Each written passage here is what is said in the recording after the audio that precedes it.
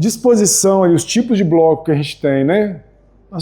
Dependendo do tipo de motor, gente, a gente pode ter várias disposições. Então, ó, eu posso ter o motor em linha, né? 4, 5 cilindros, 3 cilindros, 6 cilindros, beleza? Dentro dos 6 cilindros aqui, ó, a disposição deles também pode mudar, tá? As manivelas às vezes pode mudar, mas o bloco permanece o mesmo, né? Se a ordem de ignição é 1, 5, 3, 6, 2, 4 ou outra, não altera quase nada para o bloco. Ele precisa ter os cilindros ali alinhados, só isso. Legal? Um motor bem equilibrado, né? Um motor 6 cilindros, né? Eu posso ter ele tipo boxer, né? Ou cilindros contrapostos, né? Que a gente vai encontrar lá no Fusca, na Brasília, nos Gurgel, Subaru, Porsche, tudo isso aqui, ó, né? O pistão trabalha assim, ó, um para lá, outro para cá. Então, um motor bem equilibrado, e pelo fato dele estar deitado e o bloco ser uma das peças mais pesadas do carro, e ele está deitado, então o centro de gravidade desse carro fica muito baixo. Beleza? Então, uma coisa é ter o bloco em pé, assim, outra coisa é ter o bloco deitado. Então, o peso desse carro vai lá embaixo, a dinâmica do carro vai ficar melhor com esse tipo de motor aqui. Legal? Se a gente estiver falando de um carro esportivo, claro, né? Não vai se aplicar o Fusca, Brasília, que são carros de uso diário e mais antigos, né, logicamente. Tá? O motor em V, né, a disposição em V, eu posso ter ele a 60, posso ter ele a 90 graus. Até o ângulo do V aqui, ó, pode mudar de motor para motor, tá? Tem montadora que vai usar um ângulo, tem outro que vai usar outro. Que usa o motor em V com um cabeçote só. Com um cabeçote só, tem outro que é 2 cabeçotes, um de cá, outro de lá, bancadas, bancada 1, bancada 2. Então são as disposições mais comuns. Pode ter ele também do tipo radial, que vai nos aviões, né? Vários cilindros em forma circular, tá? Qual outra disposição que vocês estão lembrando aí? A câmara de combustão não tem cabeçote, é tipo cilindro com cilindro. Tá, cilindro com cilindro, né? Beleza, também. Tem ordem de negócio, hoje em dia tem uma marca de moto, a Yamaha, ela muda muito, ela consegue configurar, simular motores em V usando blocos de motores em linha, que ela muda o ângulo do Derbequim. Ah, legal. Mas acho que os mais que tem mais é assim, né? O motor em V aqui hoje, a gente já, dependendo da tecnologia que a gente tem, a gente pode deixar só uma bancada funcionar. No caso de uma Ram 1500, por exemplo, o carro parou lá no semáforo, ao invés de funcionar os 8, funciona só 4. Para emitir menos, para gastar menos, né? E por aí vai. Ao invés de ter o start-stop, você só desliga alguns cilindros ali e boa. Camaro deve ter, isso aí. Legal? Posso ter 6 cilindros também, V6, V8, V12, V10, né? Os carros da Fórmula 1 lá. Da Volkswagen também. Hã? Motores W. W, isso, disposição em W da Volks. Legal? Então, essa disposição aqui, ela vai alterar de acordo com a necessidade do custo do carro, né? Tudo é preço, né? Legal? Aí dentro do bloco, lá dentro dos cilindros, vai trabalhar quem? Os pistões, né? E os pistões, eles vão ter algumas áreas específicas, né? Que é basicamente a cabeça do pistão, né? Que é essa região aqui, né? Acima do último anel, tá? A região dos anéis, né? Anel de compressão, onde ele vai receber toda a energia da combustão, beleza? Anéis de vedação e raspador de óleo que está aqui embaixo, que vai ter o primeiro contato com a película de óleo na hora de descer, tá? As minhas zonas de anéis. E esse rasgo que a gente tem aqui chama canaleta, onde os anéis vão correr, vão trabalhar ali. E os anéis, eles giram, né, pessoal? Quando o motor está funcionando. Então, na hora da gente montar o pistão no bloco, eu preciso dividir, se for 3 anéis, dividir em 120 graus, né? Para as pontas ficarem o mais distante uma da outra possível. Posso montar alinhado? Se montar alinhado, ele pode queimar óleo nos primeiros funcionamentos, mas depois ele vai girar e vai desalinhar de novo. Então a probabilidade dele alinhar, os três alinharem ali a 120 graus certinho, muito pequena, né? Legal? Essa região aqui é a região da saia do pistão, tá? A região da saia, o pistão ele vai dilatar, beleza? Então quando eu for fazer a medição do pistão, eu faço a medição alinhada com o pino. Porque na região da saia, ele vai ter um diâmetro menor quando ele está frio. Aqueceu, ele vai dilatar e chegar na dimensão dele certinha, no diâmetro certo. Tá? Se já fizer o pistão no diâmetro certinho, na hora que funcionar e aquecer, ele trava no bloco. Tá? Então por isso que ele tem que ter um diâmetro um pouco menor aqui, para compensar essa dilatação. Lembrando que os pistões são de liga de alumínio, né? A grande maioria, por isso que eu preciso ter essa compensação, tá? Tá vindo os motores mais novos aí com pistões forjados, né? Pistões de aço forjados, tá? Beleza? Pistões de aço. Esses motores novos aí, 2.2, fez um pistão menor, né? Mais leve, mais resistente, conseguiu superar o alumínio, isso aí, bem pequenininho. Vocês viram lá, né? Isso aí, tá? Bom, zona dos pinos, né? Onde o pino trabalha ali, o alojamento do pino. Tem os tipos de pinos também, a gente vai falar deles um pouco adiante, tá? E aí, por causa da fabricação lá do bloco que a gente falou, os pistões também vão ter as suas classes.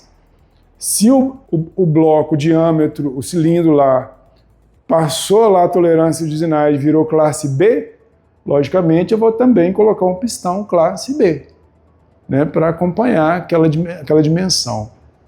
Legal? Setinha, geralmente indicada para o lado da distribuição, né, na parte da frente, no momento da montagem. Esse corte que a gente tem aqui, né, são o que a gente chama de projeção de válvula, né, porque as válvulas trabalhando, né, eu poderia fazer um pistão que ficasse mais para baixo. Só que aí a minha câmara de combustão vai ficar muito grande, então a minha taxa de compressão fica menor. Então, para eu comprimir mais, aumentar a taxa, esse pistão precisa subir o máximo possível, concorda? E para ele subir o máximo possível, a válvula pode tocar. Então, para a válvula não tocar, eu vou lá e trabalho a superfície do pistão para essa válvula não encostar. Legal? São as projeções de válvula. E aí o formato aqui da superfície vai depender do tipo de motor. Beleza? Tem motor que a mistura ar combustível vai entrar girando, que a gente chama de tumble.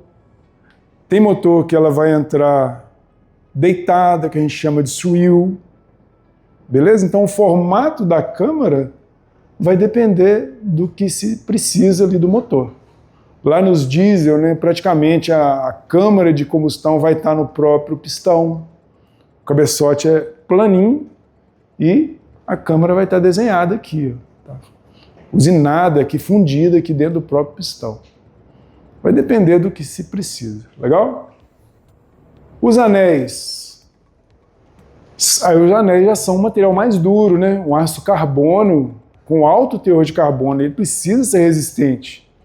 Porque ele, na verdade, o pistão não vai encostar, né, na superfície do cilindro, né? Quem vai encostar são os anéis.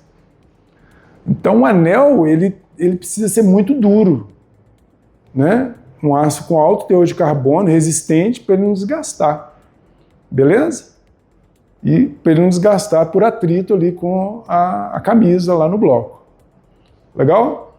E aí eu vou ter os tipos de anéis, né? Que são os de compressão, os anéis, geralmente o anel superior, né? Como a gente falou, os anéis de vedação, que são logo abaixo, e o raspador de óleo, que é esse conjunto aqui, ó, da molinha, com dois anéis mais fininhos, tá? Justamente para que o óleo que está retido lá na camisa, ele pule ali para dentro do pistão. Beleza? Então são os raspadores.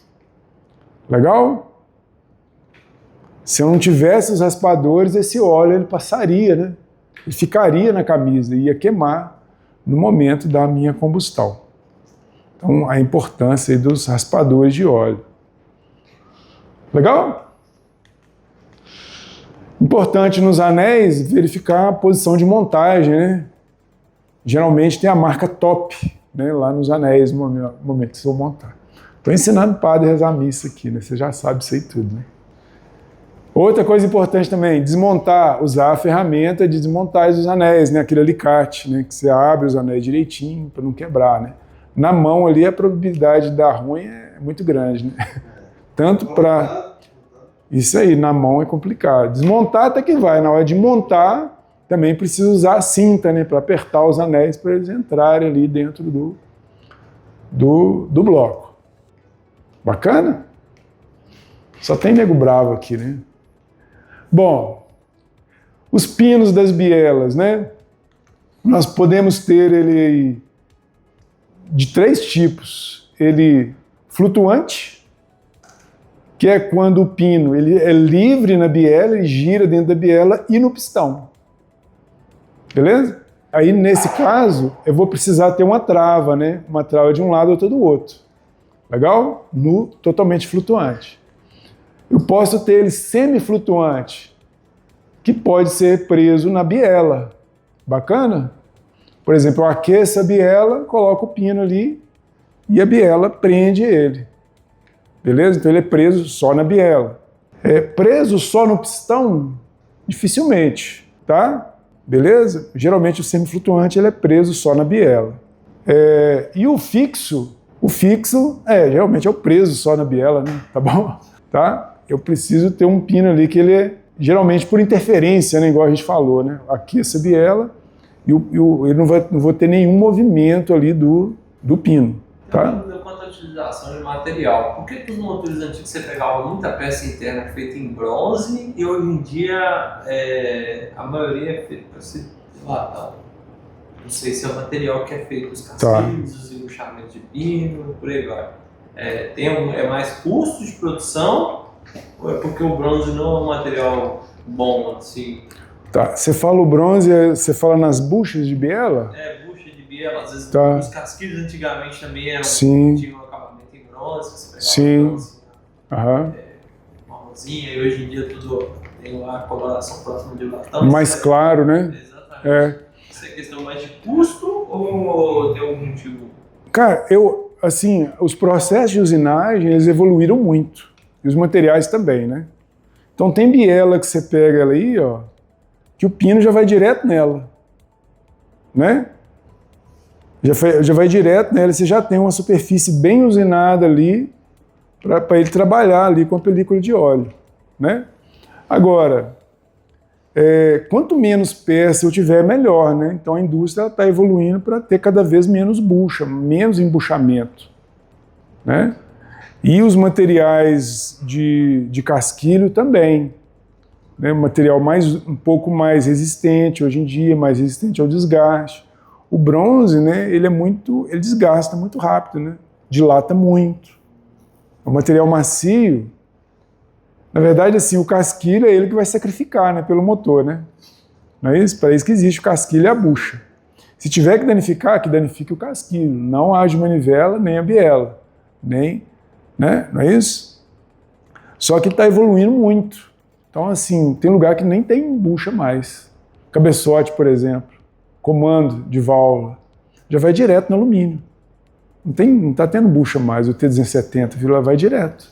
O dimensionamento, a estabilidade dimensional melhorou demais o processo de usinagem.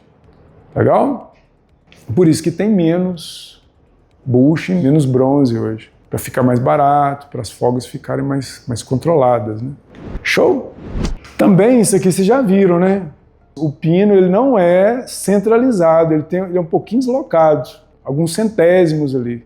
Porque na hora que o motor estiver funcionando, né? Você concorda comigo que ele vai estar girando lá, não vai? Esse pistão, no sentido de giro dele, se o pino for centralizado, na hora que vier a combustão, esse pistão pode movimentar. beleza? E bater a saia na camisa. Então, para isso não acontecer, eu desloco um pouquinho o pino. Na hora que vem a combustão, junto com a inércia ali do pistão, eu vou ter a combustão e ele vai descer retinho, tá? Então essa descentralização do pino, ela é necessária. Legal?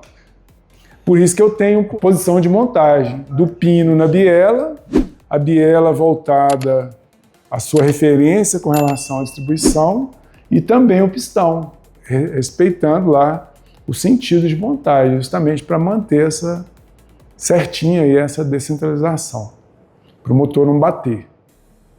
Legal?